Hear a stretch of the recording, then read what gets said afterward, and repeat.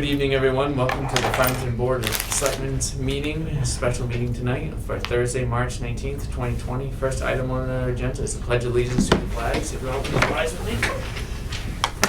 I pledge allegiance to the flag of the United States of America and to the republic for which it stands, one nation, under God, indivisible, with liberty and justice for all. Thank you, everyone. With that, we'll move right to item 2 to move right along, and that is to determine whether to postpone the March 30th, 2020 annual town meeting. Nick, you want to add to that? Well, at the time I put this together, that determined whether to postpone it was an option. I don't think we have a choice now, where we can't have more than 10 people assembled in one place. So there has been a law change. Actually, we didn't, because this warrant for the March 30th town meeting hadn't been posted yet. You could have taken it down at any time and rescheduled it.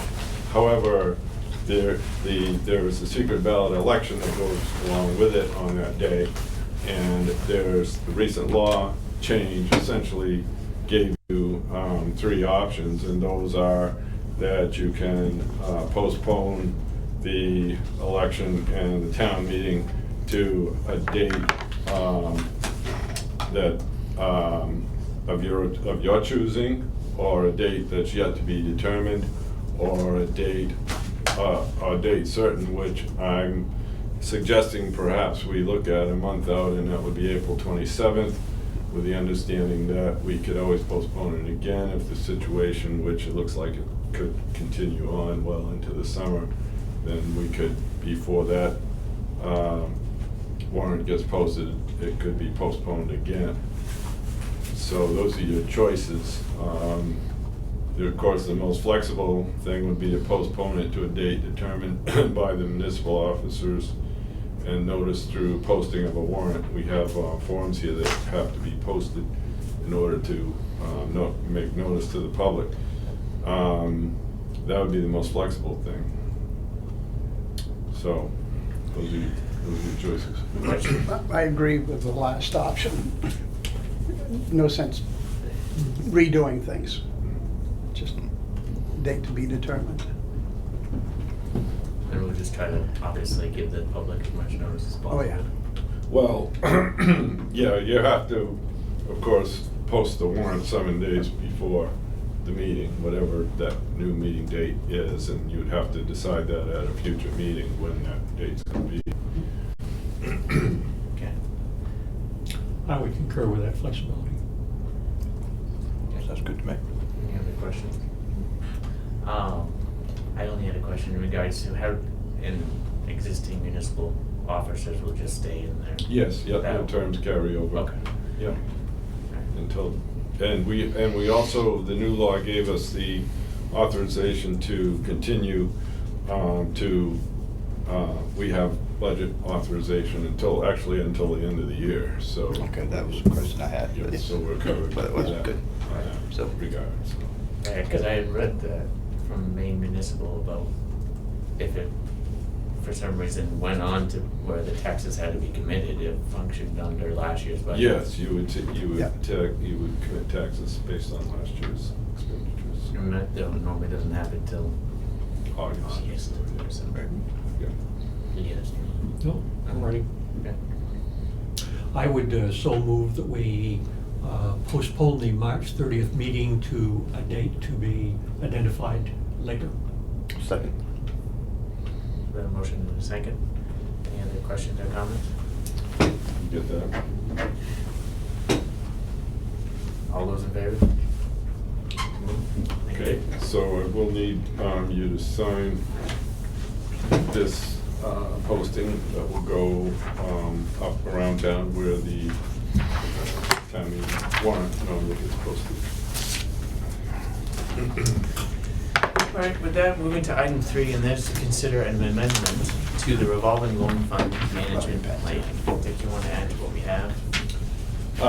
What you have is a copy of the management plan, and I've got an amendment that I drafted that is on the back page, and it's highlighted, underlined and highlighted, so you can see Thank you, sir. wording of that.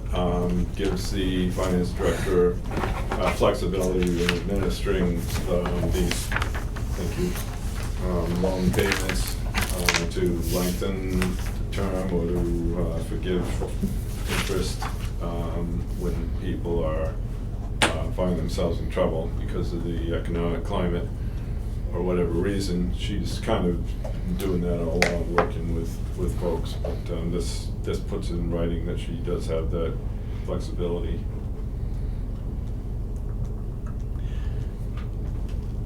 Sounds good to me. I would go ahead with a motion unless somebody wants to discuss it. Well, actually, sorry, I should read the language for the benefit of the public who Okay. might be listening in, Yeah. watching. And it says, the finance director will have the authority, with the concurrence of the town manager, to do payment adjustments and/or loan rescheduling with RLF recipients on a case-by-case basis. And I think as a member of that committee, that we will watch for unless or until we get requests or interests on that. This gives us the flexibility that we need anytime in the future. And if I could add, I think that flexibility, coupled with the recent economic package that's been approved by the state in terms of offering SBA loans, gives a great deal of flexibility for anyone who finds themselves in need of assistance. The SBA's economic injury disaster loans offer up to $2 million in assistance per small business and can provide vital economic support to small businesses to help overcome the temporary loss of revenue they're experiencing. These loans may be used to pay fixed debts, payroll, accounts payable, and other bills that can't be paid because of the disaster's impact. The interest rate is 3 3/4% for small businesses without credit available elsewhere. Businesses available elsewhere are not eligible. The interest rate for nonprofits is 2 3/4%. These can be accessed through Androscoggin Valley Council of Governments, of which the town is a longtime member. And I think this information has been distributed through the local Chamber of Commerce as well, so that is available as sort of a complement to our local revolving loan fund. I think this does give the flexibility to the finance director, and it gives the ability for the business person to come in. Is it? I'm just wondering, I'm trying to be proactive too, and do what we can, because a lot of these places are closed. Mhm. I mean, this isn't gonna be the end all be all for them. There's gonna be a small piece of the pie that maybe helps them get through this to where they're still gonna be able to open the doors when they can. Yeah, and again, we've always had the ability to do that. All they need to is reach out to us. If we know of anybody that's in trouble, then I'm sure we'll stop the clock on these loans, and that will, until they get back on their feet. We're not in a huge hurry. We can't write them off, but we can make arrangements. Right. I think what had been proposed wasn't necessarily gonna be writing it off, but potentially all these loans that were in good standing, so people that have been paying, and they've been paying right along, and Mhm. because of the circumstances now that are arising, that it had been floated. I heard from them, the Downtown Association, about the potential of either taking, of course, most of them aren't big loans, they're 25,000, I think is the max. That's the So it's not maximum, like it's a yeah. gigantic loan, but deferring their payment for 3 months was one of the ideas that had been put out there. We could certainly do that. I mean, this, I think, gives the Flexibility to the Yes. finance director Yeah, to come in yeah. and do that, Yeah, so. to do that. I think, again, though, we would do that on a case-by-case basis, because we don't know everybody who's struggling unless they come to us and let Right. us know. Right. So then with this, with that wording, they'll come in Yes. and she will either suspend their principal or, because that's what it's, What we would most likely suspend the interest and defer the principal payments for Until later. whatever, till they're able to get back on their feet. Right. Okay. How many small loans do we have out there? We have 17 up there, and they're all in good standing except for 3. 3 of them are in collection. Yeah. There's a total of 212,000 outstanding, and of that, 38,000 is bad debt that's either been placed, has been placed with legal. I think I'm comfortable with that, because as long as they, how will we notify them, I guess? Is there a way that would be my only thing, I'd like to at least get it out there to these people so that they're aware of it. I mean, not all of them are gonna watch probably this. I think it's good that at least they would know it, give them an opportunity. Send You them a think we letter. can send them a letter, just saying, just in case if you're in need of help, let us know, come in. Yeah, I think what we might do, where they, I don't know if they all have copies of this, but once this is amended, and it requires a hearing to make this amendment, which we would have to schedule, Mhm. we could just send them a copy of the amended plan, so they'd be aware of it. When do you foresee having a public hearing? Well, there's no special notice requirement on this. We could have it as early as the 24th, which is next Tuesday, but we already have about 5 public hearings scheduled for that night. It's gonna be, we're gonna be meeting downstairs from now on, and it will be closed to the public, to physical presence of the public.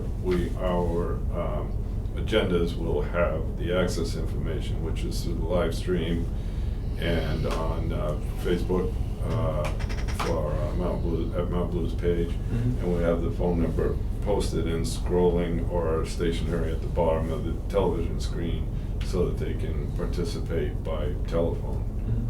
And that's all in compliance with the law change, the Freedom of Access Act. So if you want, I can put that on the agenda for that hearing for next Tuesday, and we can expedite it.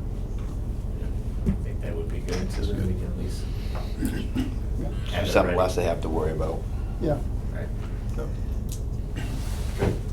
I think there are a lot of federal, there'll be a lot of federal money out there that are zero interest.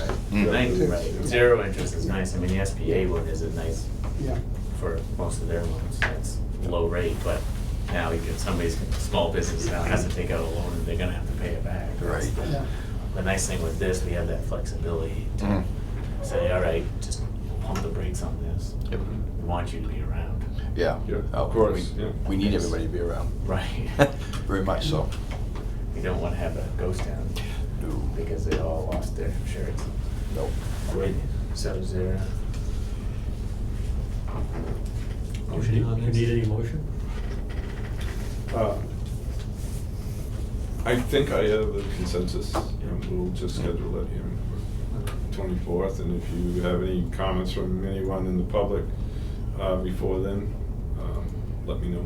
Yeah, maybe if I hear from anybody, I'll have an email. Okay. And we can have Yeah. it for the record so we don't read it too. So. Yeah, that would be Yeah, fine. we'll do the same. I could pull to any further amendments. Yeah, written. I mean, that's one thing too, I guess if anybody out there can write a comment in or email it in Mhm. before. Yeah, absolutely, yeah. Anything else? Okay. Thank you, Dick. Okay. All right, we'll move to item 4, and that is to approve the minutes of March 10th, 2020. So moved. Second. Motion and second for approval. Questions, comments on this? Scott and Matt? Matt. All those in favor? So moved. Moving to item 5, and that is to discuss other business.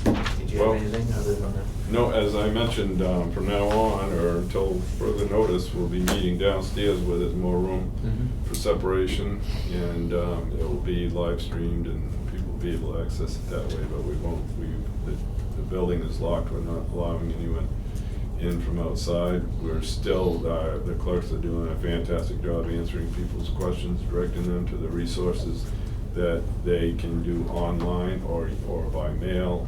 We're getting a drop box that will be put outside if people want to drop off payments. It has to be secured. That's on order. Otherwise than that, we're doing everything we can to clean and sanitize surfaces and try to make everybody feel safe. And registrations are available online? Yes, and, well, I don't know because the motor vehicle is shut down and they didn't have anybody there. But the new law Yeah. gives an extension till, I think it's 30 days after the emergency has ended. So anybody who's driving around on expired registration, Or even the inspections. 14-day plate, or inspection, don't have to worry about it. There's that grace period while this thing is on. So that's what we're reassuring people of that as well. Yeah, we see you drive up in your old beater, we know. Just it's because my pleasant. tags ran out in October. About 3 years ago. Yeah, well, hey, you know, You might be. the color will come back around eventually. Oh, yeah, I think so. Anyhow. So, yeah, I think everybody is pulling together and doing a good job. We'll see through this, and hopefully it will get under control here pretty soon if everybody does what they're supposed to do. And that's exactly what we're doing here, keeping separation. If anybody doesn't feel well, then they should stay home and find out what's going on. Mhm. So it's making life a little bit different and maybe a little not what we're used to, but A lot we'll get slower. through it. Yeah, Yeah, it is. which isn't a bad thing. Slow things are bad, but That's good. it's definitely different, I agree. Is that it? That's all I have. Ashley, you did anything? I'm all set. Scott, any legislative updates? Other than They've what we've already been heard? everywhere. It was really good to see everybody come together and get that done. We got a budget, Yeah, excellent. and we'll probably go back in August, I believe, providing things clear out. But, and nobody down there had the virus that I know of yet. It was crazy. We wondered what the heck we were doing there, because Crowds, you got about 200 people in this room discussing close quarters. Yeah. till 10 o'clock at night. Yeah. Right. But Good. we're working together. The safety committee meeting go on? Yes, yeah, Steve was there. We had some good discussions on how we're gonna handle things like people wanting to stay home and self-isolate and all of that sort of thing. I think just closing the doors, my clerks were very, very nervous, and of course they're dealing with hundreds of people every day and Yep. breathing on them and, you know, coughing. So, and they all have underlying conditions, as do I, just being my age. And so they feel a lot better now that we've closed the doors. But we posted the information on all the doors, how people can access services. We're not abandoning people, we're still here. Some of us can work from home if we need to, but I don't see the need to do that right now. If we do our jobs here and go pretty much straight home and maintain social distancing, I think we'll all be okay. Good, that's good. Police and fire have had their discussions about social distancing, setting priorities and meeting extreme cases. We're trying to avoid contact as necessary, handling things by phone if possible, reducing the number of firefighters, for instance, going to a scene Right. down to a minimum, working in concert with North Stars. In fact, they need a driver or a lift assist or something to minimize that exposure, and getting the protective clothing as needed, if needed from that. Good. That's all I had. I just was curious on that. Yep. Right. Motion made. Second. All those in favor? Steve and Matt. Thank you. Oh.